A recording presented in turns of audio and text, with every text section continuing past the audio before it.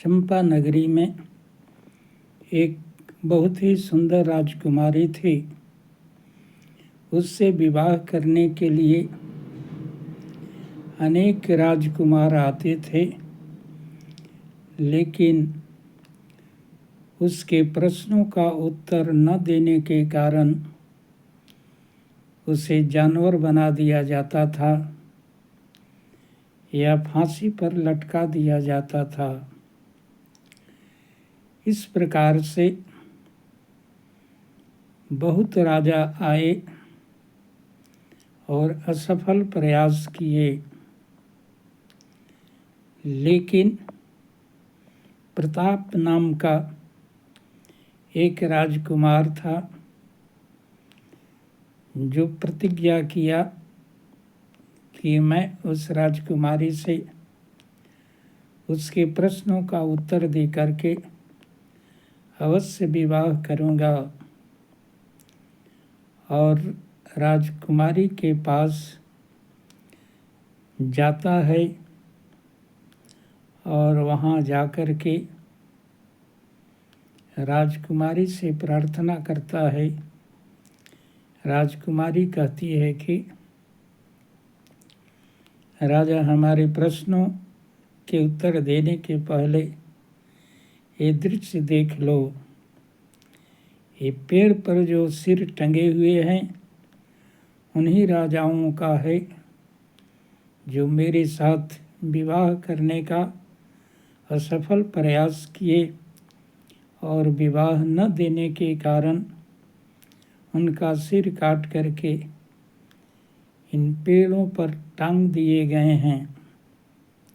इसलिए अच्छी तरह सोच समझ लो। जो एक प्रश्न भी बाकी रहा,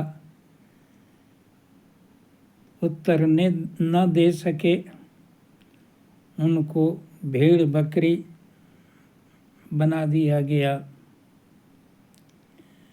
राजा विश्वास से भरा हुआ था, बोला कि राजकुमारी तुम प्रश्न करो, मैं उत्तर देने के लिए तैयार हूँ। राजकुमारी बोली कि पहले नाश्ता कर लो तब जवाब देना। राजकुमार बोला कि नहीं, नाश्ता करेंगे तो नाश्ता में कुछ ऐसा मिला दोगी कि मेरी बुद्धि काम नहीं करेगी और मैं हार जाऊंगा। इसलिए तुम सीधे प्रश्न करो और मैं सीधे उत्तर दूंगा। राजकुमारी बोली कि ठीक है, तो पहला प्रश्न यही है कि एक ऐसा वृक्ष है जो सारे संसार पर छाया हुआ है और उसके पत्ते आधे काले हैं और आधे उजले हैं, और 1 साल के बाद वह वृक्ष मर जाता है और पुनः जीवित हो जाता है। बताओ क्या है? राजा थोड़ी देर सोचते रहा और दिमाग लगा करके बोला कि वह वृक्ष एक वर्ष है, और वर्ष में आधे दिन होते हैं जो उजले पतले हैं और आधे रात होते हैं, वे काले पत्ते होते हैं। और 1 साल के बाद वर्ष समाप्त हो जाती है, फिर दूसरा शुरू हो जाता है। रानी प्रसन्न हो गई और बोली कि दूसरे प्रश्न का जवाब दो। सारे संसार में समुद्र जो है, सारे संसार को हिमालय तक को भी ढक लिया है, लेकिन एक देवता आता है और सारे समुद्र को पी जाता है। बताओ उस देवता का क्या नाम है?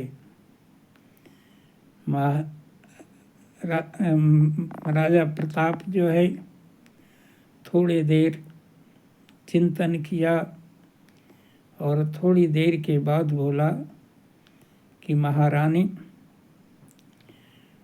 वह जो समुद्र है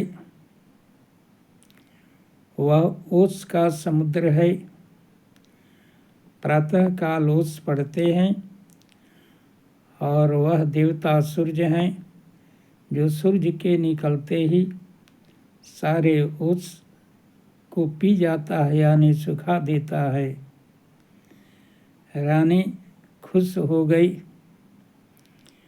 और विवाह करने के लिए तैयार हो गई। इस प्रकार से राजा प्रश्नों के उत्तर दे करके राजकुमारी से विवाह करने में सफल हो गया।